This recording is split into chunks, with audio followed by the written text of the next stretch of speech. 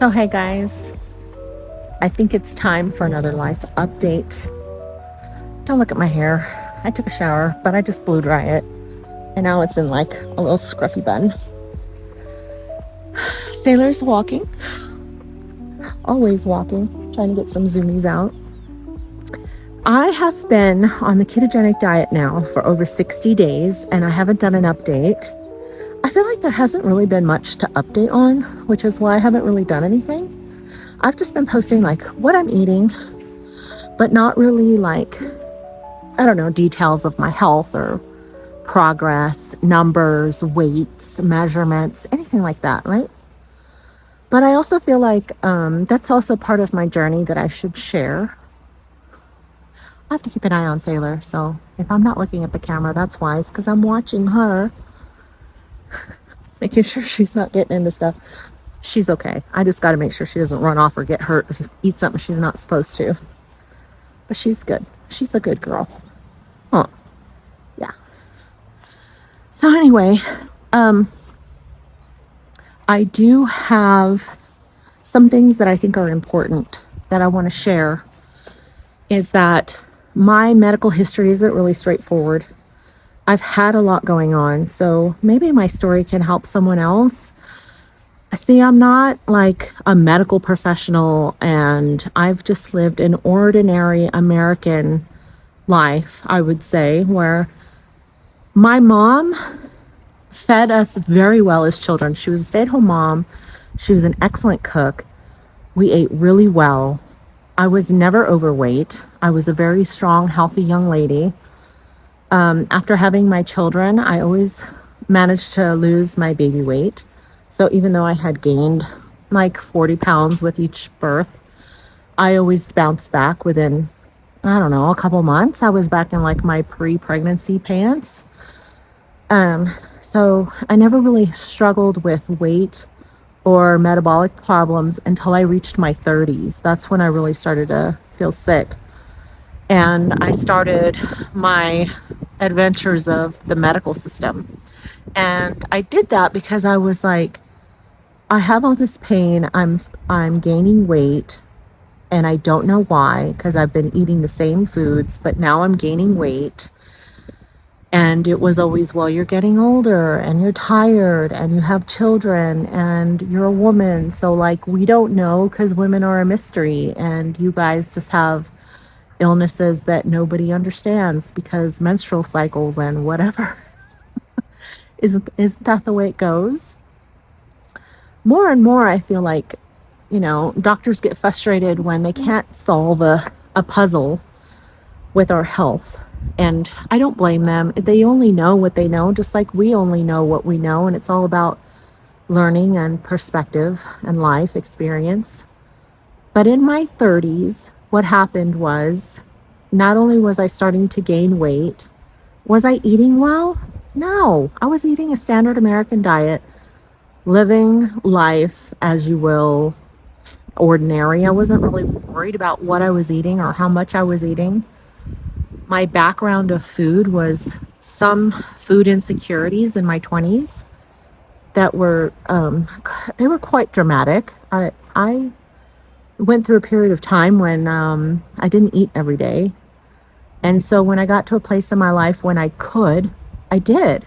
And I just didn't restrain myself. If I wanted something, I ate it. And if I wanted to go out to eat, I did, because I had the money to. And it was fun to go out with my husband and have beer and nachos and treats after dinner and whatever. I cooked at home and I made meals, and they were good meals. I don't just, didn't eat a lot of processed foods at home, but just when we went out to eat, right? There's no telling what they put in our food when you go out to eat.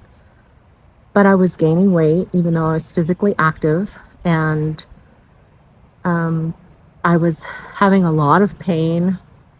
I was having a lot of problems. And I was going to the doctor to check my hormones. I was going to the doctor and getting my blood work done. I would go to the doctor and let them know, hey, these things are happening to me. I don't feel well. I have migraines, chronic pain. I'm unwell. Like, help me. What's wrong with me? I'm taking copious amounts of like Tylenol, ibuprofen. I drink water. I stopped drinking soda. I stopped eating gluten. Like, what's going on? And I continued to gain weight. All of my blood work that would indicate I was perfectly healthy, everything was always in the normal range. My hormones were normal. My glucose, my A1C was normal. My thyroid was normal. All the things, the standard tests that you take were all in the normal range, always. And so I was dismissed a lot. Like, I was just fat and lazy and I needed to move more, eat less, because that's what you tell everybody. But in my 30s, I got a job. My first real, I would say, career started in my 30s. And I was already unwell with all of these conditions. But my husband at the time had lost his job and I had to go to work. I had to. This was in the crash of 2008. A lot of families lost jobs, careers. We weren't the only ones. There was a lot of people suffering and struggling all at the same time. And so my youngest child was 11 years old. And so we made the decision that I would go to work full time and that my older daughter would stay home and kind of watch her younger sibling for a couple hours until mom and dad got home. And of course we have family all around, but they were latchkey kids for a couple years, and that's just what we had to do. That's how we survived that 2008 crash. So I went to work, and the job is a very technical and physically demanding. It is a lot of walking, being on your feet, steel-toe boots, industrial manufacturing, okay? So I say all that to say, when you're constantly told that what you feel is all in your head, and the medicine that they try to offer you to help you is antidepressants, because it's obviously all in your head. It's not real. You're not really sick. You just think you're sick. You're not really in pain. You just think you're in pain. No, I was in pain, and I was really not okay.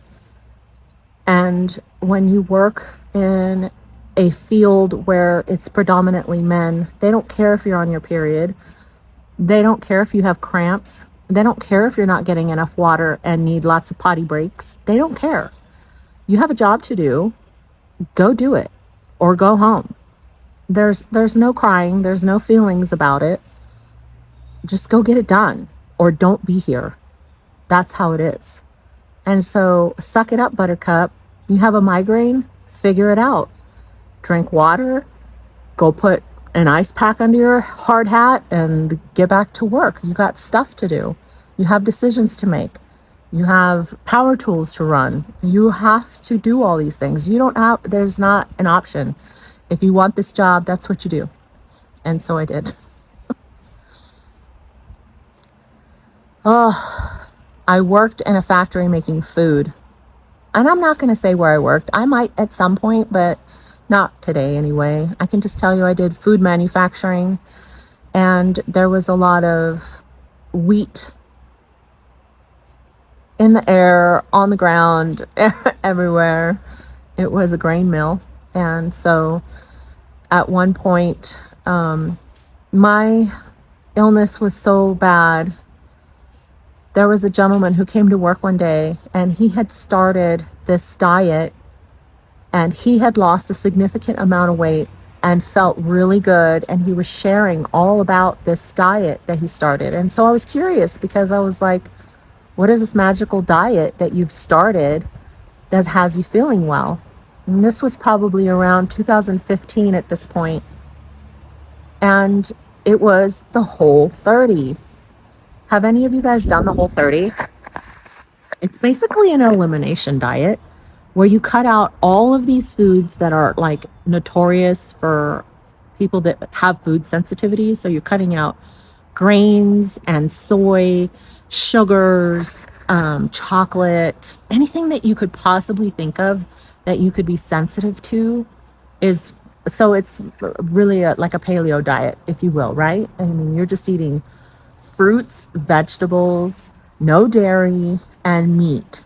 And I did the whole 30 for 30 days, lost 12-ish pounds, but I felt better and my migraines stopped. So that's when I knew whatever was happening had to do with my food, and it had to be something that I was really like needing to hone in on. Like, what am I doing? What am I eating that's causing all this weight and inflammation and mostly migraines? Oh my gosh. It's something I still suffer with. It hasn't gone away, but we'll get to that. So the first thing I did was I cut out gluten, and that was a huge weight lever for me. My puppy ran off. I gotta go find her. So when I cut out gluten, I started losing weight. And so I thought, well, that's the culprit. That's what's wrong, is I have this gluten sensitivity, but I work in this manufacturing facility where it's literally raining down on me all day. She's with her daddy, so she's good. So even though I cut the gluten out of my diet and I still had migraines and stuff, I figured, well, some weight loss is better than no weight loss. And I continued my career, but I wasn't consuming wheat anymore. And that actually helped me a lot. I was able to lose about 30 pounds and keep it off, even though I was working in this grain mill where it was like in the air and I had to clean it and be around it. And I wasn't 100% because it's just part of my life. And I would cook it at home and we would go out to eat. And I wasn't like celiac. So during the holidays, I would indulge in some treats and stuff, right? But it did help me a lot. And it really did start me on this food is medicine and can heal you sort of journey. Well, then fast forward to the wonderful world of keto. I discovered Dr. Westman on YouTube, and he was talking about the ketogenic diet and insulin. And I'm not a doctor, so I cannot repeat what he said. I would highly recommend, if you're new, that you go look up Dr. Westman, and he's got like a white lab coat, and he talks about the ketogenic diet, what its benefits are, and who benefits from it, what you should eat, how much, and why. He's really great at explaining all of that. She went up front. I'll go over there. We're trying to tag team the pup, but she runs off. She knows the property, but you know. Anyway, I found her. So that's why I started keto, because when I started reducing the carbohydrates in my diet, that's when I saw the most health benefits. I really started to get my energy back. I had more mental clarity. I felt like I could really function better, like my joints didn't hurt as bad. My fibromyalgia was calming down, and I wasn't having to take so much ibuprofen just to like make it through the day. It was really bad, you guys. Like, you know, you get to the point where you're just like wrecking your organs to like help yourself. Now, people would say, oh, you should have done medicinal marijuana. Well, when you work in manufacturing and you're working with power equipment, it's like you can't do it, because you're having to make decisions that can get you or somebody else killed, and you need reaction time, and it's against the law, and like you just can't do it. So even after you get home from work, would it help me? Sure. But like if I got hurt at work, then I pop positive, and it's not going to cover any injury that I have while I'm at work. It's not worth it. That's what I'm trying to say. It's not worth it. So even though that was actually an option for me, it wasn't an option for me. It just wasn't what I could do. So the best thing that I could do was to just manage my illness with my diet.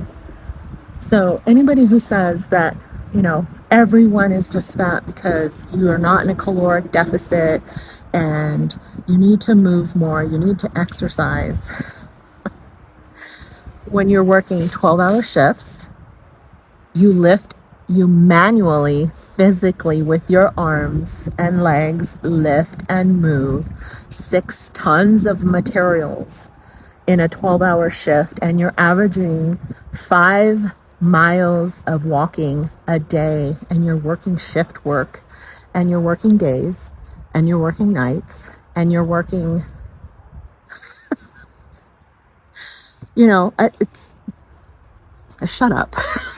Okay. I worked physically hard and I was still gaining weight. So when you do your TDEE, it gives you your average daily energy expenditure. So you go by that guideline to find out how much protein, how many carbs, and how many fats you should average a day to maintain your current weight. And when I use my food app, when I use a food tracking app, what I have discovered is I'm always under eating. Now, I feel really good when I consume between 18 and 2,000 calories a day. That's when I feel really good. To be in a deficit, I have to eat 1,500 calories a day. But then I'm tired and I don't feel well. And it's not necessarily because I work hard now, but now I'm just so sick and I'm heavier that I'm just sick and I'm tired. So fast forward, I am sick and I'm tired, and I'm trying to heal with food as much. I'm trying to do everything that I can do to heal. And I'm seeing some specialists now, and I'm hoping to either get a new game plan, get some medicine, figure it out. I don't know. I'm willing to do whatever. So here's been my whole plan and my whole goal for this YouTube keto journey that I'm on. Stick to keto for 90 days. Just do keto. Don't try to do anything crazy. Don't do extremes. I'm tracking my food, but I'm eating to satiety. I'm not really worried about it too much. Just eat the right thing for 90 days, right? Step 1, 90 days keto.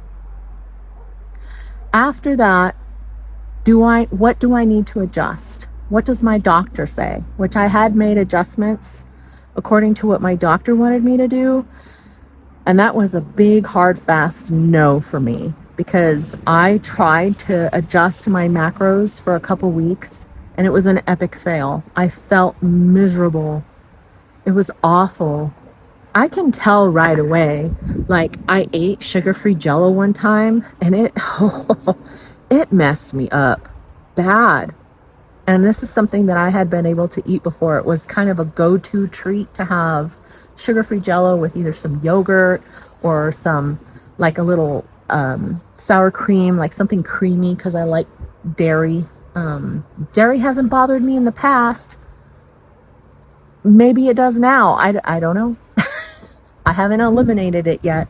However, because of some factors, I am going to be doing carnivore.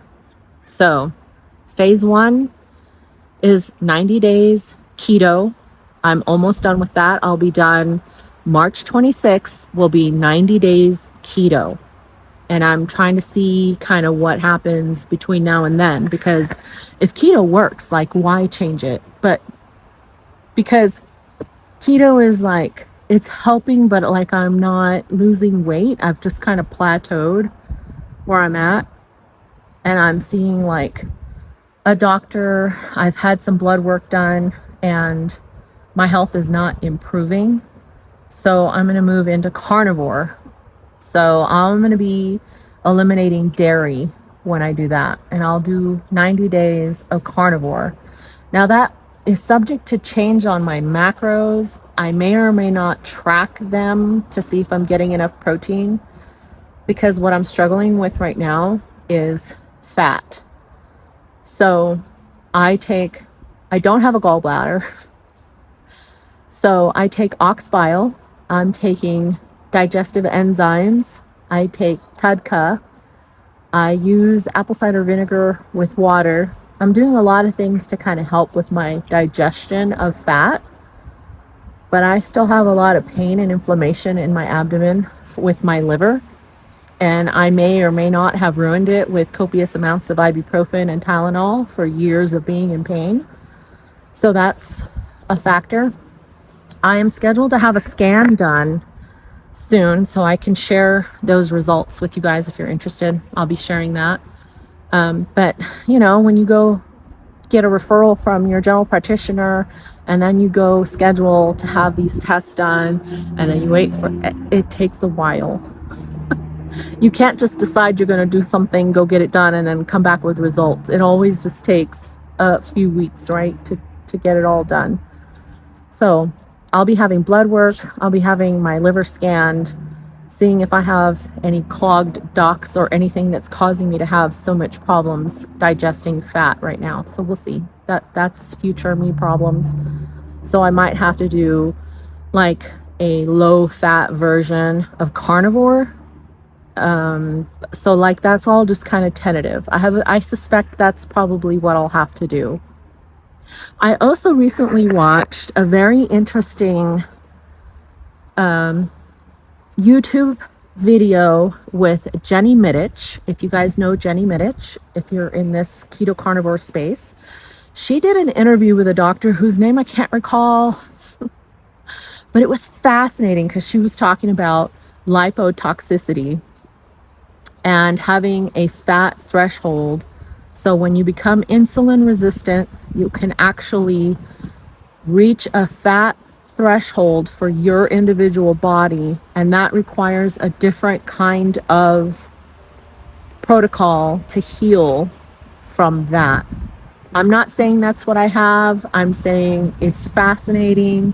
There are certain biomarkers that kind of make me suspect that could be something I need to take seriously and maybe pursue, but I haven't even done carnivore yet, and I'm not I'm just not ready for that because it requires a lot of fasting, lower fat, and I crave fat a lot right now. Like I could eat a stick of butter.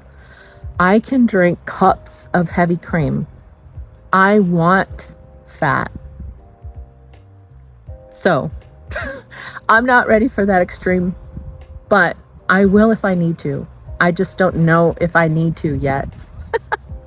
Joe's having to follow Sailor because she's just playing in the yard, but she runs off. She's just living her best puppy life, but she does tend to stay in the yard. She knows her boundaries, but you got to keep an eye on that puppy because she gets into mischief. So anyway, that she made her rounds around the house. She's back over there. It's like chasing a toddler.